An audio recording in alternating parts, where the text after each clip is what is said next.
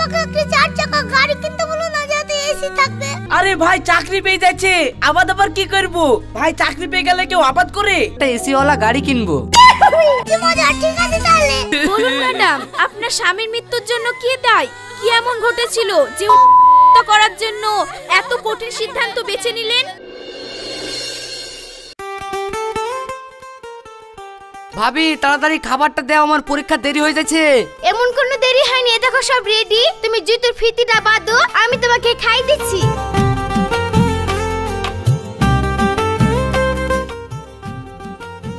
কিরে সাহেব, তুই এখনো যাসনি? এই তো ভাই বেরিয়ে পড়েছি।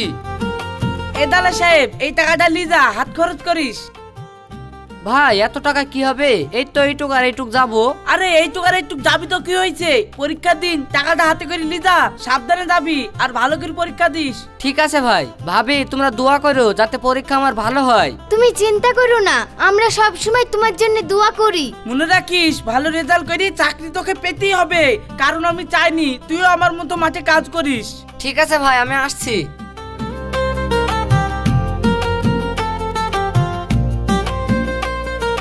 ওগো, তুমিও হাত মুখটা ধুয়ে নাও, তোমাকেও খাবারটা দিয়ে দিই।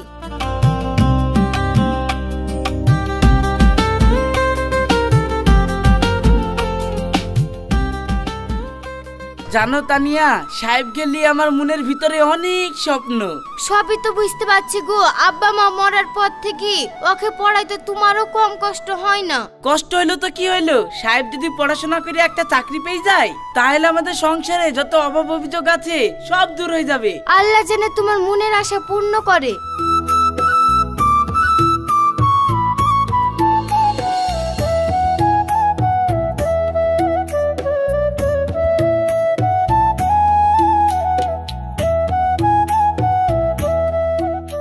কিরে সাহেব, তোর মন খারাপ কেনে? ভাই কত জায়গায় পড়াশোনা করলাম, কত জায়গায় পরীক্ষা দিলাম, তাও প্যানেলে নাম আসে না। মনে হয় আমার চাকরি বাকরি আর হবে না। চাকরি পাবিনি মানে? আলমগীর ভাই হচ্ছে এলাকার সবচেয়ে তো বড় নেতা, ওর কাছে যাব। ওর কাছে গেলে নিশ্চয়ই একটা ব্যবস্থা হবে। তুই মন খারাপ করে থাকিস নি, আইন স্কুলে গেছে ওকে লেগা। বিকাল বেলায় আমরা দুই ভাই এমএলএ এর কাছে যাব। ঠিক আছে।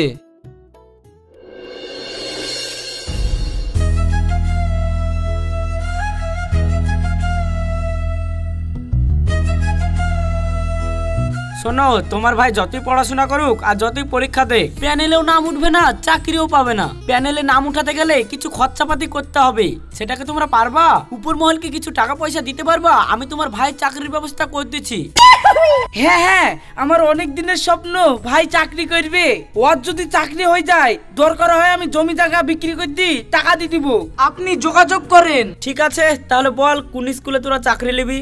যদি প্রাইমারি স্কুলে চাকরি লিস তাহলে 12 লাখ টাকা লাগবে, আর যদি হাই স্কুলে চাকরি লিস তাহলে 20 লাখ টাকা লাগবে।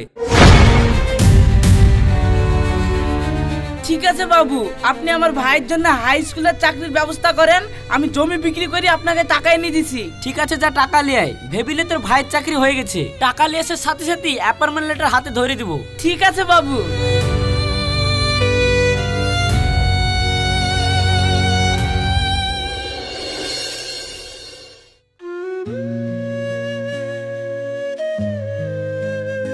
ওগো, তুমি তো ভাইয়ের জন্য সব জমিগুলা বিক্রি করে দিলা, এবার আবাদ বাণী না করলে আমাদের সংসার চলবে কি করি? আরে ভাই চাকরি পেয়ে যাচ্ছে, আবাদ আবার কি করব?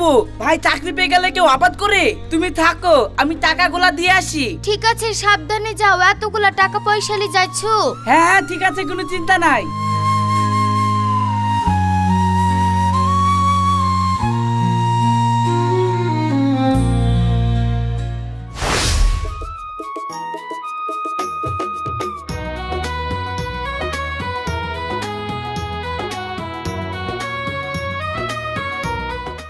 কিরে আকাশ, কিসের জন্য মিষ্টি বিলি করছিস? চাচা এই নেন মিষ্টি খান, সাহেবের চাকরি হয়ে গেছে। বাহ, এত খুব ভালো কথা। এতদিনে কার তোদের কষ্টটা দূর হলো। তোর বাপও খুব কষ্ট করে তোদেরকে মানুষ করাইছিল, আবার তুইও খুব কষ্ট করে সাহেবকে পড়াশোনাটা করালি। যাক, ছেলেটা চাকরিটা তো হলো, আর তোদের কোনো অভাব থাকবে না। আল্লাহ জানে তোদেরকে ভালো রাখে।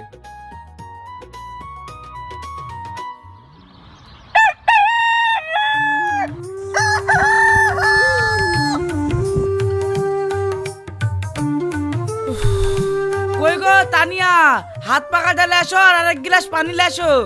দিচ্ছি।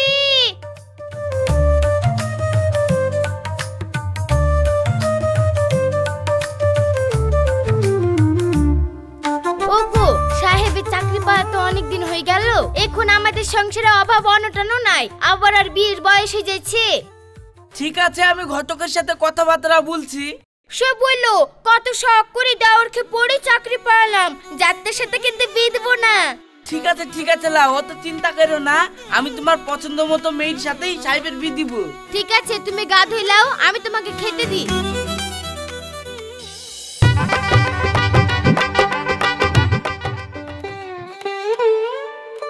কি গো রুমিতা, ভাবি একা একা রান্নাঘরে রান্না করছে আর তুমি এখানে বসে আছো যে? রান্নাঘরে কি ভাবিকে তো একটু সাহায্য করতে পারো?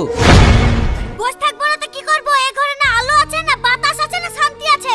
এখানে কি মানুষ থাকে? এই ঘরে আর আমি থাকতে পারছি না। শুনো, তুমি আমার জন্য একটা আলাদা বাড়ির ব্যবস্থা করো, না হলে কিন্তু আমি আর এই বাড়িতে থাকবো না।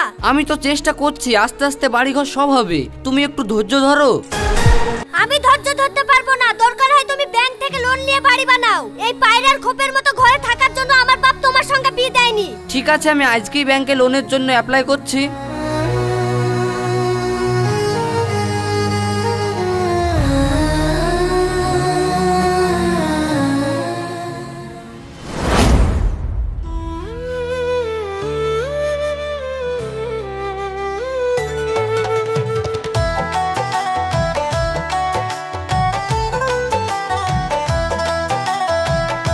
সাহেব, কিছু বলবি নাকি? ভাই, আমার লোন পাস হয়ে গেছে, আমি পাশের এলাকায় একটা বাড়ি কিনেছি, এখন থেকে আমরা ওই বাড়িতেই থাকবো। তুই কি বলছিস সাহেব? আমাদেরকে ছেড়ে চলে যাবি সাহেব? তোর মনে আছে আব্বা মরে যাওয়ার পর কত কষ্ট করে না খেয়ে থেকেছি, কিন্তু তোকে কোনোদিন খালি পেটে রাখিনি। তোর ভাবি আমি যারে কষ্ট পেয়েছি, তাও গরম লেপটা আমি তোকে দিয়েছি। আবার আমার নিজের কথা না ভেবি জমি জায়গা বিক্রি করি তোর চাকরির ব্যবস্থা করেছি, আর সেই তুই আমাদেরকে ছেড়ে চলে যাবো বলছিস? দেখ, তুই যখন যাবো বলি ঠিক করে ফেলেছিস, তোকে আর আমি আটকাবো না। শুধু এইটুকু বলবো, ভুলে যাসনি এই কুড়ি ঘরটাকে আর এই দুজন হতভাগীকে।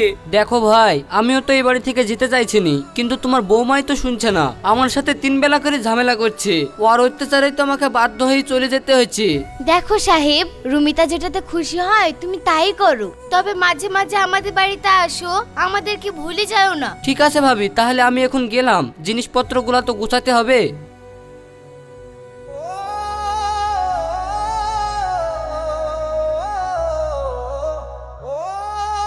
ওগো, তুমি মন খারাপ করো না, দেখবা সব ঠিক হয়ে যাবে।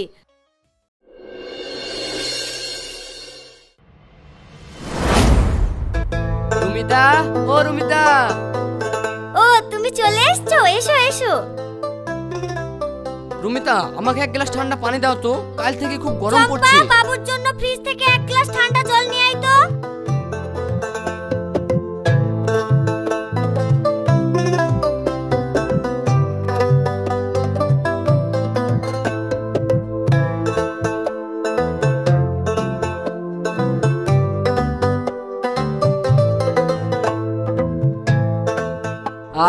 শান্তি। আর কি শান্তি, তুমি যদি এসিটা নিতা তাহলে আরো শান্তি পেতে, কিন্তু কে শুনে কার কথা। কি যে বলো, বাড়িটা কিনেছি লোনের টাকায়, এখনো তার কিস্তি চলছে, প্রতি মাসে এত টাকা করে দিতেই আমি হিমশিম খেয়ে যাচ্ছি, আবার এসি কি দিয়ে কিনবো? এদিকে রওশানকে ভালো স্কুলে পড়াতে গিয়ে সেখানেও তো মাসে 10,000 টাকা করে খরচা, এত আমি চালাবো কিভাবে? তাহলে আবার কি, চালাতে যখন পারছো না তাহলে গরম ভোগ করো।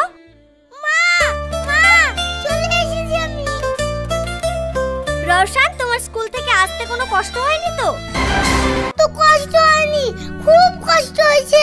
আমার যত বন্ধুরা সবাই তো 4 চাকা এসির গাড়িতে করে স্কুলে যাওয়া আসা করে, আর আমাকে বাসের মধ্যে কষ্ট করে স্কুলে যাওয়া আসা করতে হয়। মা আমাকে একটা 4 চাকা গাড়ি কিনতে বলো না, যাতে এসি থাকবে। আব্বা, তুমি আমার লাগে একটা এসি ওয়ালা গাড়ি কিনো, নাহলে কিন্তু আমি স্কুলে যাব না। ঠিক আছে, তুমি এই বছরটা কষ্ট করে যাও, আমি সামনে বছরেই তোমার জন্য একটা এসি ওয়ালা গাড়ি কিনবো। কি মজা, ঠিক আছে তাহলে।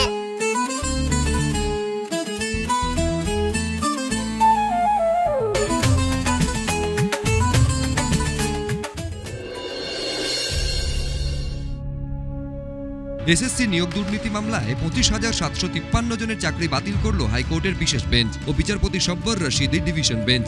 বাতিল করে দেওয়া হলো পুরো প্যানেল। ইয়া আমার সঙ্গে কি সর্বনাশ হলো! চাকরি ছিল আমার একমাত্র ভরসা, সেটাই যদি চলে যায় তাহলে আমি সংসারই বা কি দিয়ে চালাবো?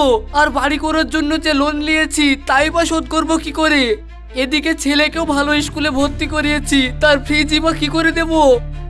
শোনো, যারা অযোগ্য, যারা ঘুষ দিয়ে চাকরি পেয়েছে তাদের চাকরি বাদ হবে। তুমি তো নিজের যোগ্যতায় চাকরি পেয়েছো, তাহলে তোমার চাকরি বাদ হবে কেন? আরে আমিও তো ঘুষ দিয়ে চাকরি পেয়েছি, আর এ কথা তোমাকে বলবোই বা কি করে? শোনো, তুমি চিন্তা করো না, যোগ্য যারা তাদের চাকরি ঠিক সরকার ফিরিয়ে দেবে।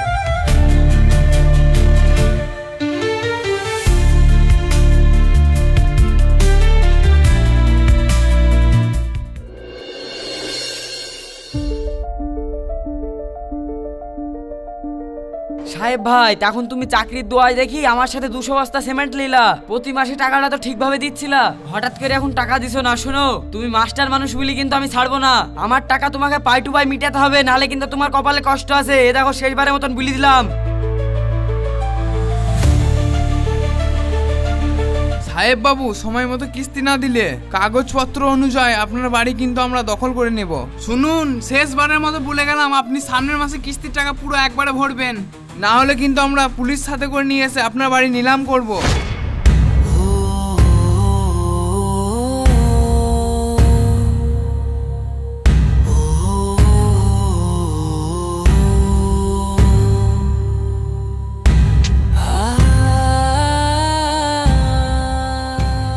দেখো, পাওনাদাররা রোজ রোজ তোমাকে এসে অপমান করছে, আবার ব্যাংকের লোক এসে তোমাকে অপমান করতে ছাড়ছে না। আজ তো ব্যাংকের লোক এসে বলেই গেল আমাদের বাড়ি নিলাম করে দেবে। তা সত্যি সত্যি যদি আমাদের বাড়ি নিলাম হয়ে যায়, তাহলে আমরা এই ছোট ছেলে নিয়ে কোথায় যাব? আমার আব্বারও তো কোনো কিছু দেওয়ার সামর্থ্য নেই। দেখো, কোথায় আর যাব? আমার তো যাওয়ার কোনো জায়গা নেই, আবার সেই বড় ভাইয়ের কাছেই যেতে হবে। চলো তাহলে আজকেই ভাইয়ের কাছে যাই।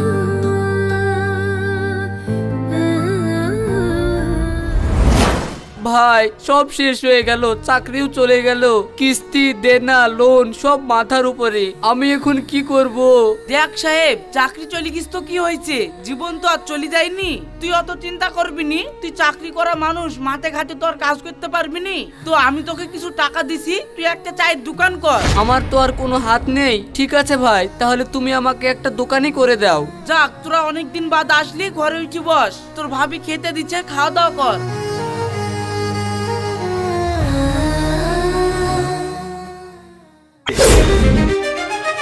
তুমি একজন মাস্টার মানুষ, এই দেখে আমার আব্বু তোমার সঙ্গে বিয়ে দিল।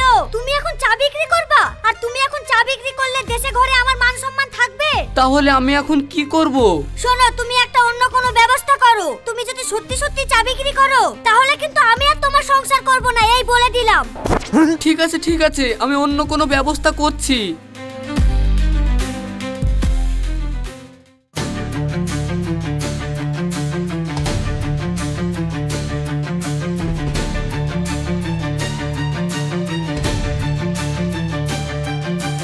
সাহেব, তুমি কি কাজ করলে গো? তুমি এইভাবে আমাকে ছেড়ে যেতে পারো না। আমি এখন কাকে নিয়ে থাকবো?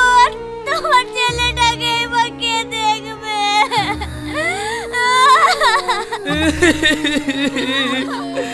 সাহেব, তোর কি হলো রে? বলুন ম্যাডাম, আপনার স্বামীর মৃত্যুর জন্য কে দায়ী? কি এমন ঘটেছিল যে করার জন্য এত কঠিন সিদ্ধান্ত বেছে নিলেন? আমার স্বামীর মৃত্যুর জন্য দায়ী একমাত্র সরকার। সেই সরকার যারা এক পলকে কেড়ে নিয়েছে 26,000 শিক্ষকের চাকরি। এইখানে শুধুমাত্র আমার স্বামী এইখানে করেছে সেই সমস্ত 26,000 শিক্ষক যারা সরকারের নির্দেশে এক নিমেষে নিজেদের চাকরি হারিয়েছে। কিন্তু চাকরি চলে গেলে কি এত কঠিন সিদ্ধান্ত বেছে নিতে হবে? একটা মানুষ যখন নিজেকে শিক্ষক হিসাবে দেখতে শেখে, সমাজে সম্মান পায়, তারপর হঠাৎ করে যখন তার চাকরি কেড়ে নেওয়া হয়, তখন সে জানে তার যন্ত্রণাটা কত। আর সেই যন্ত্রণার কাছে তার যন্ত্রণাটা কিছুই না।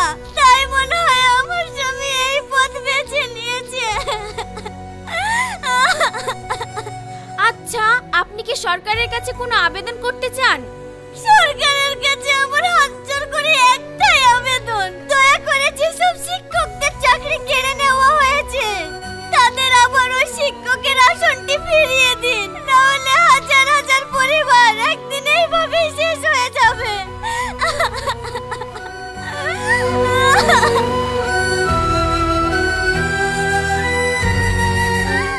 তাহলে আপনারা দেখতেই পাচ্ছেন